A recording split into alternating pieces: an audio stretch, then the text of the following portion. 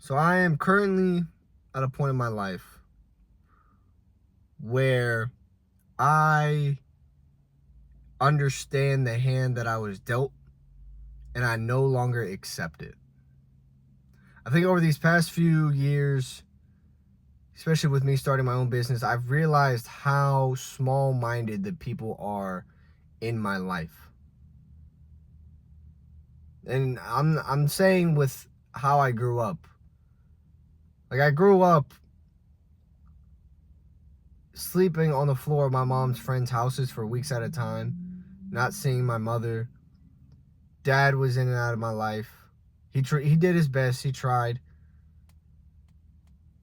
I still talk to him. God bless. It wasn't easy. I grew up very independent. And the only men that were truly in my life were my coaches. And it's interesting because once you start creating and developing your own thoughts and your own mindset and your own ideas and your own perspective on things and your own ideals, sometimes, not all the time, but sometimes you'll look at the hand you were dealt and say, man, I can't settle for that. I can't settle for that at all.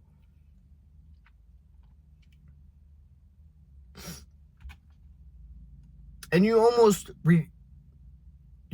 disgusted by it.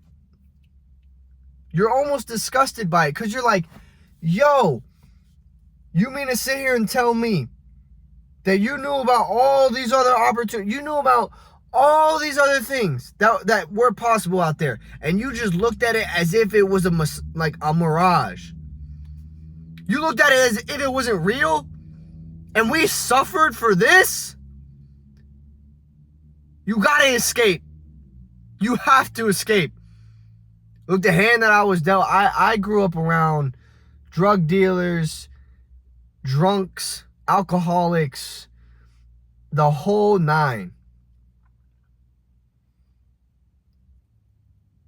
And to this day, I have never done any drugs. I've had a sip of alcohol here and there, but I honestly don't drink. And I was surrounded by sin my entire life, like disgusting amount of sin.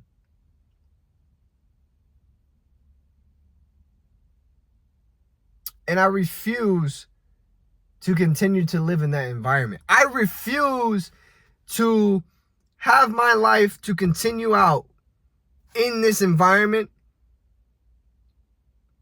and just let the dream and the visions that God has given me just vanish. I refuse. I will not. And it's almost as if like I resent it. Like, it is disgusting.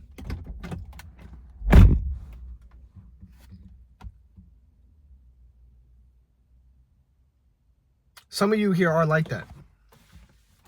Some of you here are looking to escape. Everything that you're going through right now, I don't care if you're in the hood, I don't care if you're in a trailer park, I don't care if you're middle class, you're rich. If you are dissatisfied by the environment in which you are in, you believe there is more out there than what you are handed, you're so right. You are so right. You couldn't be farther.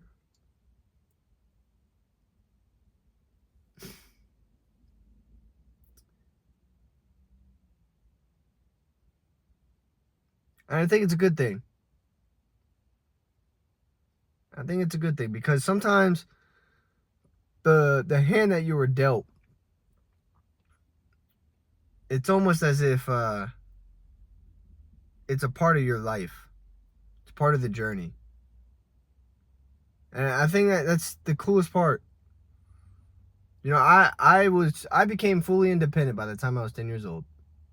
I knew how to cook, knew how to clean. I think the only thing I didn't know how to do was laundry. That's it. Actually, I probably did know how to do laundry. I don't even remember when I started doing laundry, really.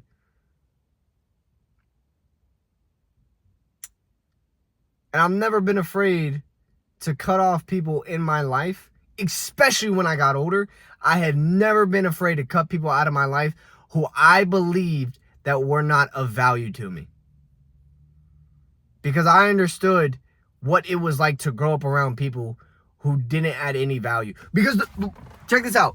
The moment that you go from an environment that doesn't add any value to your life to an environment that is more valuable to your life, to the right person, you will gravitate towards this. And you'll forget about this. You will gravitate towards this, and you will do everything in your power to cut off anything that was devaluable of your life. I'll give me for an example. I used to go out and go to parties, mess around with women. I used to listen to like straight just trap music, even though I didn't really like it all that much. I hung out around potheads and alcoholics. I would hang out with people who were addicted to video games and sports and betting. I hung out around people who would waste days upon days of doing absolutely nothing but watch TV. And it's so funny because I am nothing like that. Not anymore. Not anymore. I no longer watch TV. I no longer watch movies. And if I do watch a movie, it's very rare. I'm not saying I don't like movies. I absolutely love movies, but I don't binge watch movies. I don't binge watch Netflix. I don't listen to trap music anymore. I listen to one song and I play it on repeat, whether it's a song in a different language or an upbeat song to keep my energy going. I don't cuss anymore. I try not to. I don't mess around with any females. Matter of fact, I don't talk to any females because it's a waste of my time. I listen to my Bible. The first thing I do now in the mornings is pray, and I listen to my Bible on my way to the gym, while I work out in the gym, and on my way home to the gym to start my personal development. I listen to personal development podcasts, videos, seminars, webinars. I listen to people who I want to be in their position. I never did that 3 years ago. I never did that 4 years ago. I didn't even know what personal development was. And now I'm at a point in life where I refuse to have anything that will diminish my value as a human being. If it pulls me down, I don't want it. And whether that is people, whether that is certain videos on YouTube, whether that is certain, I don't know, a certain trend, I don't, whatever it is, I am so picky with what comes in and out of my environment. Especially people. If I'm around people who all they do is complain and be a victim, I will not be around you at all. I cannot stand that. I have a more positive outlook on life.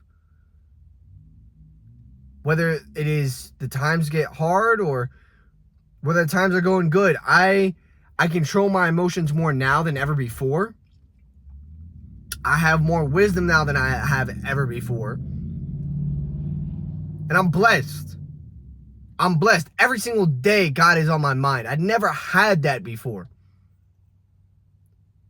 So back to why I'm telling you this is because once you get to a point where you start to understand the hand you were dealt is almost if you resent it and it's not what you want out of life, and you start going towards something that is more valuable, not just for you, but the people who will come after you, you will gravitate towards this. You will gravitate towards this. But you have to believe. If you're going to escape, you have to do two things. You have to fully commit and you have to believe. And if you don't do either one, you will go back. You will go back. I think the reason why most D1 athletes or NFL athletes revert back to either the hood or a trailer park or like even their hometown is because they weren't committed. They weren't committed. They thought, if I go D1, I made it. That's it. They think that's okay. I just go D1 and everything else plays out. No. No. If I go to the NFL, I'll be in the NFL for 20 years. Most professional athletes in the NFL only last 2 or 3 years. And in that time frame, they don't learn about money. They don't learn about taxes. They don't learn about investments. They blow it all on BS. And then right as they get laid off, they have no more money. They had the chance. And they lost it. So you have to commit. You have to commit. And the only way you can commit is by believing in yourself and the person who you are and who you want to become. I absolutely believe in my soul that I will be the change of my generation. Why? Because the moment I was born, I already changed the entire dynamic of my family. I'm a baby born of black and white. Most people won't ever know. Most people think I'm either Puerto Rican or Italian. And the moment I was born, I already changed the whole outlook on my family. Nobody in my family actually was accepted, or let me rephrase. Nobody in my family accepted my birth before I was born. Even after I was born, did not accept my birth. But that's okay, because God did. God did. I used to growing up, I used to tell people like, oh, I'm an accident. Like my mom and dad never got married, and my mom had me at 21. And then I'll never forget. I don't remember if it was a man or a woman, but I remember somebody told me, and they said, "Don't ever say that. That's not funny." I said, "What do you mean?" And they said, God planned you. And God's plan is flawless. For you to say you were an accident, you were insulting God's plan. Do not ever say that again. And it really painted the picture for me. It really did paint the picture for me. How the small labels can sometimes hold you back from who you are and what is capable of you. What is possible for you, sorry. So escape. You can escape. I don't care if you're living in East Point, College Park, Atlanta, or on the north side of New York, or on the south side of LA. I don't care where you live. Memphis, Kansas City, Dallas, Texas, Houston, Texas, in the ghettos, Rocky Mount, North Carolina. I don't care where you live, where you're from, what hood you're from, what you rep. I don't care. I don't care what trailer park you're from. I don't care if you're an orphan. You can escape. There are too many people that were in your same scenario.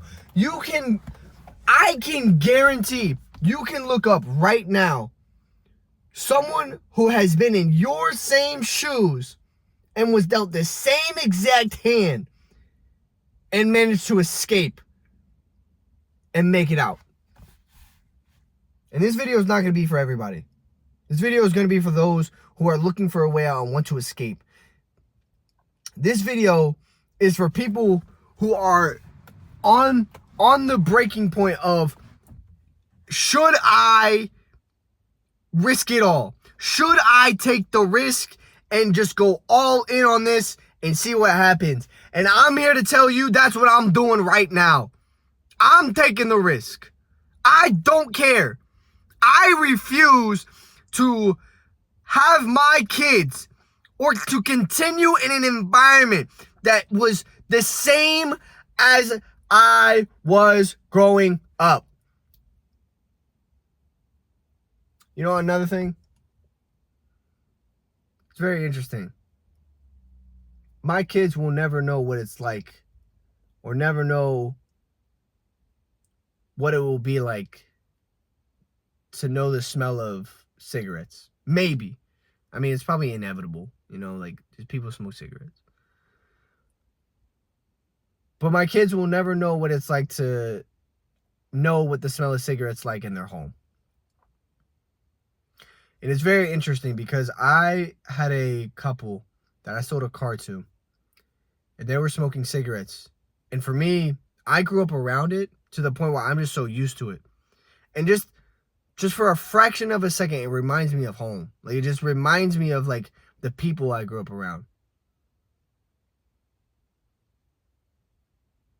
And my kids will never know that feeling.